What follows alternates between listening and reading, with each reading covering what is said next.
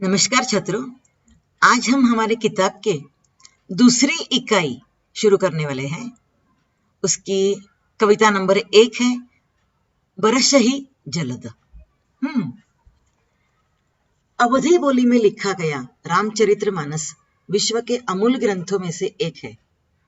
प्रस्तुत काव्यखंड इसी ग्रंथ से लिया गया है और इसमें चौपाई और दोहा जैसे लोकप्रिय छंदों का उपयोग किया है। तुम्हाला माहिती का हे काव्य कसलं आहे ते? यह काव्यखंड सीता हरण के पश्चात का है। श्री राम और लक्ष्मण जी सीता जी की खोज में वन में भटक रहे थे।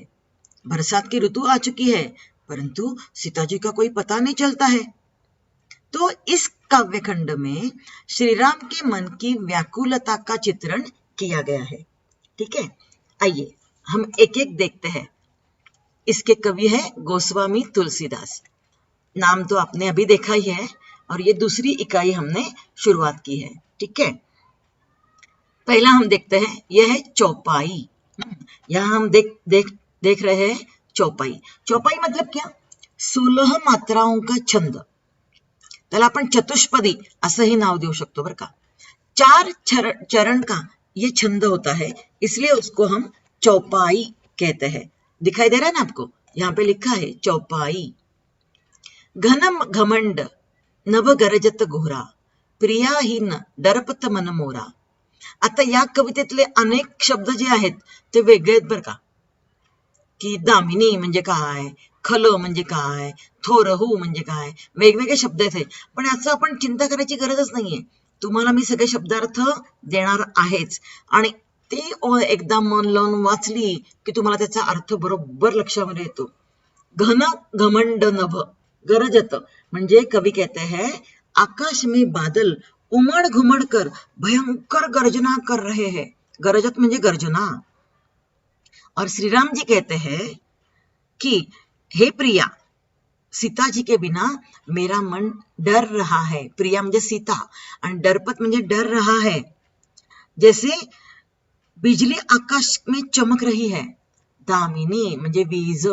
दामिनी दमक रही घनमाही. घन म्हणजे ढगामध्ये, ढगामध्ये वीज चमकतीये. खलके प्रीती जथा थिर नाही. आणि कशी चमकतीये ती? जसं दुष्ट व्यक्ती की मित्रता. दुष्ट म्हणजे खल, दुष्टाची प्रीती म्हणजे मैत्री ही स्थिर नसते बरं का कधी. म्हणजेच काय, वीज चमकन चमकते निघून जाते. त्याचप्रमाणे दुष्टाची मैत्री पण थोडा काळ टिकते, संपून जाते. विजेची रूपमा दिलेली आहे त्याला. ठीक आहे, तिसरी ओळ. बरसही जलद भूमी नियराये जथा नवही बुध विद्या पाये. कवी म्हणतात बादल काय करतायत? भूमी म्हणजे जमिनीवर येतात बरं का, अगदी जवळ येतात पृथ्वीच्या आणि आपला पाऊस पाडतात. कशा प्रकारे? जशा प्रकारे विद्वान व्यक्ती, जथा म्हणजे द्या प्रकारे, बुध विद्या पाये, विज्ञान व्यक्ती विद्या प्राप्त करून अजून विनम्र होतो बरं का. तसंच ढग सुद्धा विनम्र होऊन आपल्या भूमीजवळ येतात आणि आपल्या विद्येची म्हणजे पावसाची बरसात करून जातात. बूंद म्हणजे पावसाचे थेंब. आघात सहही गिरी कैसे. गिरी म्हणजे काय? पर्वत. ज्याप्रमाणे बूंद कुठे पडतायत, थेंब कुठे पडतायत?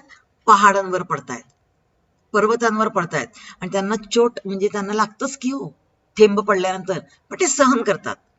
कसे सहन करतात? खलके बचन संत सह जैसे.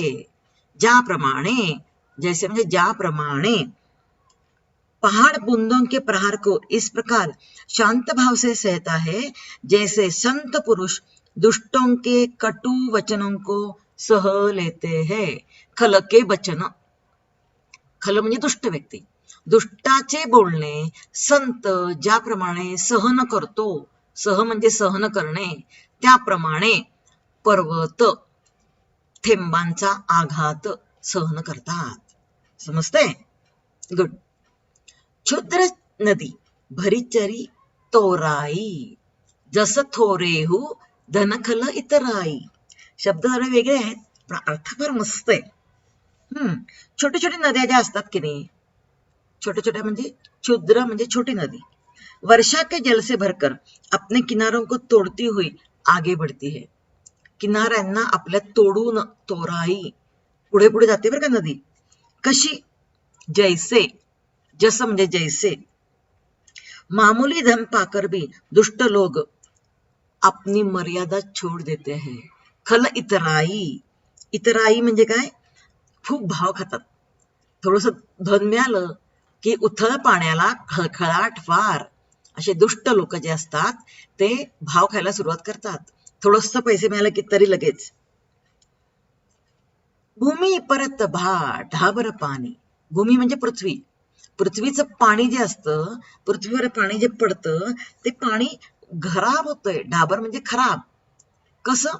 जनु जसं काही, जीवही माया लपटानी, ज्याप्रमाणे आपण मनुष्य प्राणी माया, मोह, मत्सर अशा याच्यामध्ये आपण स्वतःला गुरफटून घेतो, लपटानी म्हणजे लपेटून घेतो, तशी भूमीवर जेव्हा पाणी पडतं तेव्हा इथली माया त्या पाण्याला खराब करून टाकते। ढाबर म्हणजे खराब करून टाकते। समिटी समिटी जलभरही तलावा, ठीक आहे। तलावात काय होतंय? सगळे एक एक थेंब गोळा होत होत, समिटी म्हणजे गोळा करत करत करत करत तलाव भरतोय बरं का, पाणी एकत्र होतंय। जैसे कसं? ज्याप्रमाणे एक एक कर सद्गुण सज्जन व्यक्ती के पास चले आते हैं, जसं सज्जनाच्या जवळ एक एक सद्गुण होऊन व्यक्ती जवळ येतात, त्याप्रमाणे एक एक थेंब घेऊन आपला तलाव भरतायत। नदी का पानी समुद्र में जाकर उसी प्रकार स्थिर हो जाता है। सरिता जल, सरिता म्हणजे नदी, नदीचं पाणी जलनिधी महू जाई, होई अचल जिमी जीव हरी पाई। ज्याप्रमाणे, जिस प्रकार जीव ईश्वराला प्राप्त करून अचल म्हणजे मुक्त होतो। जीव म्हणजे आपला मनुष्य प्राणी ईश्वराकडे गेला की त्याला ईश्वर जेव्हा प्राप्त होतो तेव्हा तो मुक्त कसा होतो ना, तशी ती सरिता म्हणजे नदीचं पाणी जे आहे ते समुद्रात जातं आणि मुक्त होऊन जातं। ठीक आहे। आता हे दुसरं काय? दोहा। दोहा म्हणजे काय? एका लयीत गाणाऱ्या पंक्ती, 4 चरणों की रचना होती है, चरण 4, ठीक आहे, त्याला म्हणायचं दोहा। हरित भूमी तुन संकुल समुझी परही नाही पंथ, जिमी पाखंड विवादते लुप्त होही सद्ग्रंथ। ठीक आहे। सद्ग्रंथ म्हणजे महान ग्रंथ, महू म्हणजे मे, जलनिधी म्हणजे काय? याचा अर्थ आहे समुद्र, पही म्हणजे पास। हे सगळे शब्दार्थ तुम्हाला मी देणार आहे, त्याची आपण काळजी करायची गरजच नाही। कवी काय म्हणतात? भूमी म्हणजे पृथ्वी, पृथ्वी घास म्हणजे काय? तृण म्हणजे गवत, गवताने अगदी पूर्ण हरी भरी छान भरलेली आहे। पाऊस मस्त पडलेला आहे, नदीचं पाणी आलेलं आहे, त्यामुळे पृथ्वी घास से परिपूर्ण होकर हरी भरी हो गई है। जिससे रास्तों का पता ही नहीं चलता, पंथ म्हणजे रस्ता। आणि असं वाटतं, हे दृश्य पाहून असं वाटतं जैसे पाखंडी म्हणजे दुष्ट लोक, पाखंडी के पाखंड भरे मत के प्रचार से सद्ग्रंथ लुप्त हो जाते हैं। लुप्त म्हणजे नाहीसे होतात सद्ग्रंथ, पाखंडी लोक आले की चांगले ग्रंथ नाहीसे होतात। त्याप्रमाणे भरपूर पावसामुळे सगळीकडे गवत उगवलेलं आहे आणि गवत उगवल्यामुळे रस्त्यांचा पत्ताच लागत नाहीये, इतकी पृथ्वी गच्च भरलेली आहे। आता परत चौपाईकडे वळतोय बरं का आपण। दादुर धुनी चहुदिसा सुहाई, वेद पडही जनु जसं काही बटू समुदायी। बटू म्हणजे कोण? बघा आता तुम्हाला मी एक एक अर्थ सांगते। कवी काय म्हणतात? पावसाच्या काळात दादुर म्हणजे कोण? बेडूक, मेंढक। वर्षा काल में चारों दिशाओं में मेंढकों की ध्वनि सुनाई देने पड़ती है। पाऊस पडला की डराव डराव डराव आवाज ऐकतो की नाही? तो आवाज कवीला कसा वाटतोय? जसं काही वेद पडतायत। कोण बरं वाचतंय वेद? जनु बटू समुदायी। बटू म्हणजे कोण? विद्यार्थ्यांचा ग्रुप, समूह वेद पाठ करतायत। तेव्हा कसा आवाज येतो? एका लईमध्ये। तुम्ही पाढे म्हणता की नाही, बे एक बे बे दोन्ही चार, तसंच ते बेडकं पण ड्राव ड्राव ड्राव ड्राव एका सुरामध्ये त्यांचा आवाज ऐकू येतोय आपल्याला. नवपल्लव भये बिटपक अनेका साधक मन जस मिले विवेका. अनेक वृक्षों में नई नई कोपले आ गई है. कोपले म्हणजे काय? नवीन नवीन पालवी, पल्लव, पालवी भर येतीये झाडांना. जिससे वे ऐसे हरे भरे और सुशोभित हो गए हैं जैसे साधना करने वाले किसी व्यक्ति का मन ज्ञान प्राप्त करने पर प्रफुल्लित हो जाता है. साधकाचं मन काय होतं? एखाद्या प्रफुल्लित म्हणजे अतिशय आनंदी मन होतं. कधी? जसं वृक्षाला नवीन नवीन पालवी फुटते की नाही, त्या वृक्षाला पण आनंद होतो त्याप्रमाणे. म्हणजे इथे आपण अर्थ काय बघितला? दादूर म्हणजे बेडूक, सुहाई म्हणजे छान वाटतं, आणि धुनी म्हणजे काय? त्यांचा आवाज, डराव डरावचा आवाज. मग कोणासारखं वाटतं? तो बालकासारखा वाटतो. आणि बिटप म्हणजे वृक्ष. जसं एखाद्या झाडाला नवीन पालवी येते त्याप्रमाणे एखादा जो साधक असतो त्या साधकाच्या मनाला खूप आराम मिळतो, त्याला खूप आनंद मिळतो. अर्क जवास पात बिनु भयो. अर्क म्हणजे मदार आणि जवास म्हणजे जवासा. आणि पत्ते, यांचे पत्ते जे असतात ते खूप छान येतात. जसं सुराज खरं उद्यम गयू. कवी म्हणतायत पावसाच्या दिवसामध्ये मदार आणि जवास म्हणजे जवस आपलं, यांचे पौधे काय असतात ते, त्यांचे पानं नसतात त्यांना, आणि त्यांना बघून असं वाटतं मानो अच्छे शासक के राज्य में दुष्ट खतम हो गए है, असं त्यांना वाटतं. खोजत कतहूं मिलई नहीं धुरी. धुरी म्हणजे धूळ. पाऊस पडला की धूळ गायब. करई क्रोध जिमी धर्मही दुरी. म्हणजे ज्याप्रमाणे आपल्याला असं वाटतं की क्रोध धर्माला दूर करून टाकतो. राग चांगला नाही बरं का, राग धरायचा नाही आपण कधी. राग आला की धर्माने माणूस वागत नाही, तो अविवेकाने वागतो.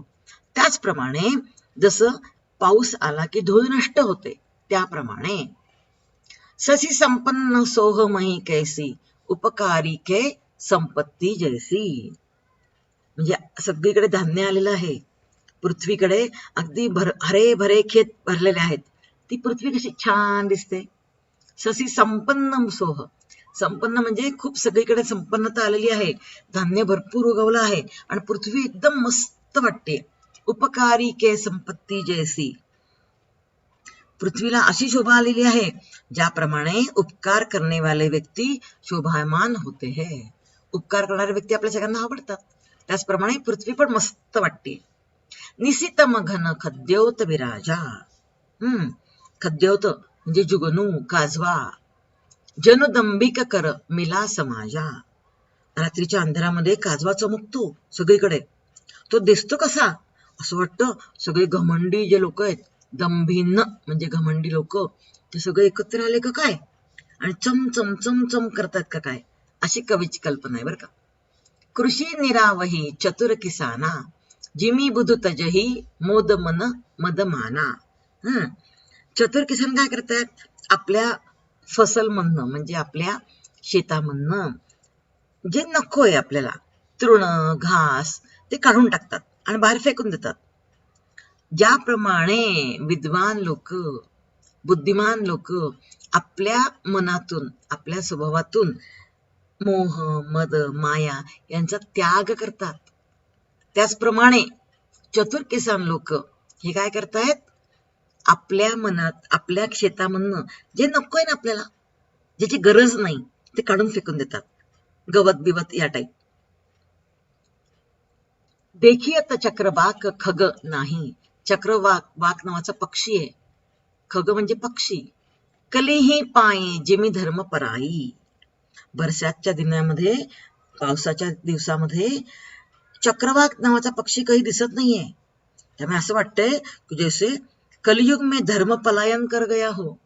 कलीही पायी, कलयुग में धर्मच गेला का काय पळून. दिसायला पाहिजे हो पावसामध्ये चक्रवाक नावाचा पक्षी, तो दिसत नाही म्हणून कवीला असं वाटतंय. विविध जंतू संकुलमही भ्राजा.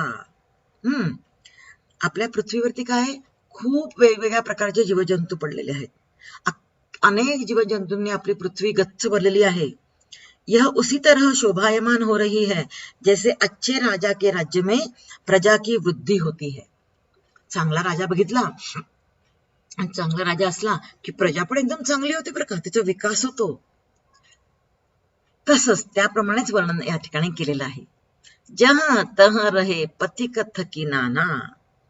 जसं यहाँ वहा, जह तह म्हणजे इकडे तिकडे, पथिक म्हणजे वाटसरू, थकून थकून थांबलेला आहे. जैसे मनुष्य को ज्ञान प्राप्त होने पर इंद्रियां शिथिल हो गई है और विषयों की ओर जाना छोड़ देती है. आपले पण सगळे इंद्रिय थकून, आपण खूप शिकलो की आपल्याला डोळे थकतात, लिहून लिहून हात थकतात, म्हणजे आपले सगळे इंद्रिय थकतात की नाही. त्याचप्रमाणे की जसं पथिक एखादा थकून थकून थांबलेला आहे. किती छान करतोय कवी, मस्त मस्त उपमा देतोय आपल्याला एक एक. आता परत दोहा आला बरं का. दोहा म्हणजे काय, 4 चरणों की रचना. आणि मुख्य हे जे रामायण रामचरित्र मानस आहेत की नाही, हे सगळे दोह्यांमध्येच रचले गेलेत बरं का. कबहू प्रबल बह मारुत जह तह मेघ बिलाही. जह तह म्हणजे आत्ताच आपण पाहिलं, इकडे तिकडे, जहां वहां. कभी कभी वायु बहुत तेज गति से चलने लगती है. वायु म्हणजे वारा. इससे बादल यहाँ वहां गायब हो जाते हैं. मेघ म्हणजे कोण, बादल, ढग, ते जातात पळून वारा आला की. त्याप्रमाणे जिमी कपुतके उपजे कुल सधर्म नसाही. असं वाटतं एखाद्या परिवारामध्ये कुपुत्र जन्माला आला तर त्याचा अख्खा कुळाचा नाश होतो. त्यांचं चांगलं आचरण जे असतं, सद्भाव असतो, सद्धर्माने जे लोक वागतात त्यांचा नाश होतो. जेव्हा कपूत म्हणजे कुपुत्र, चांगला नसलेला मूत्र, एखादा गुंड मुलगा जेव्हा एखाद्या आपल्या घरामध्ये जन्माला येतो तेव्हा सगळ्या कुळाचा नाश होतो. त्याला उपमा काय दिलीये, जसं मोठा वारा आला की इकडे तिकडे ढग जातात पळून, तसं त्यांचं कुल नाश होतं.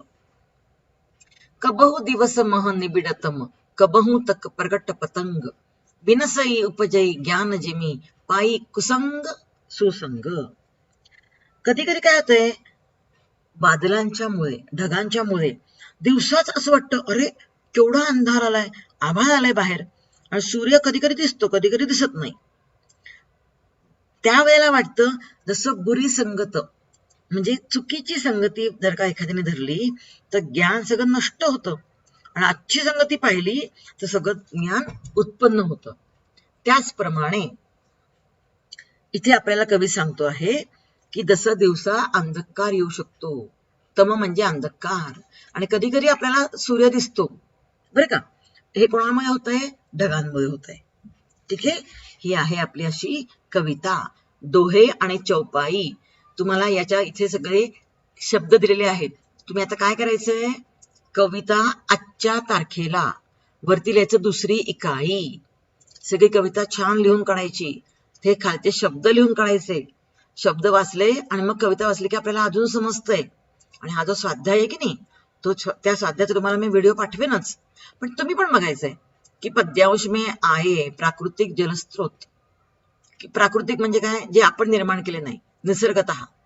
मग कोणत्या याच्याने आपल्याला पाणी मिळतंय बरं, ते शोधून काढा. संतांची सहनशीलता इथे कशी व्यक्त केलेली आहे, किंवा ही तालिका कशी पूर्ण केलेली आहे, जोड्या कशा लावलेल्या आहेत, किंवा याच्यामध्ये बादल, ढग याला कोणता शब्द आलाय, पेड याला कोणता शब्द आलेला आहे, शोधून काढायचा आपण आधी, आणि मग मी दिलेला आपण स्वाध्याय पाहूयात. ठीक आहे, त्यामुळे हा सगळा हे खूप सोपं आहे स्वाध्याय. तुम्ही आधी प्रयत्न करा, मी तुम्हाला देईनच. त्याच्या आधी काय करायचं आपल्याला, कविता आणि शब्द सुंदर अक्षरात आजच्या तारखेला लिहून काढायचे आहेत. आणि मग मी स्वाध्याय दिला की स्वाध्याय पण लिहून काढायचा आहे. ठीक आहे.